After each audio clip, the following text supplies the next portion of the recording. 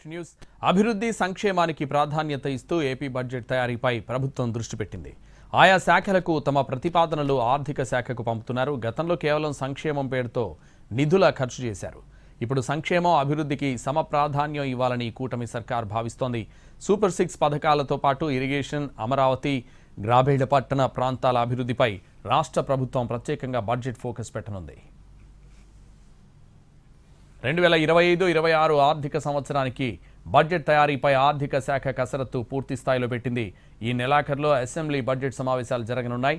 గత ప్రభుత్వ పాలనలో ప్రవేశపెట్టిన బడ్జెట్లకు భిన్నంగా బడ్జెట్ రూపకల్పన చేయాలని కూటమి సర్కార్ భావిస్తోంది. గత ప్రభుత్వం ఏకంగా 7 లక్షల కోట్లకు పైగా అప్పులు చేసిందని, కానీ అభివృద్ధి సరిగా జరగలేదని కూటమి ప్రభుత్వం భావిస్తోంది.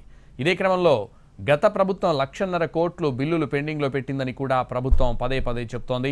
రాష్ట్ర ఆదాయంలో కీలకంగా ఉండాల్సిన అమరావతి, పోలవరం లాంటి ప్రాజెక్టులకు కూడా బడ్జెట్లో ప్రాధాన్యత ఇవ్వాల్సిన పరిస్థితి ఉంది. ఆర్థిక పరిస్థితిని చక్కదిద్దేలా సీఎం చంద్రబాబు ప్రయత్నాలు చేస్తూనే ఉన్నారు.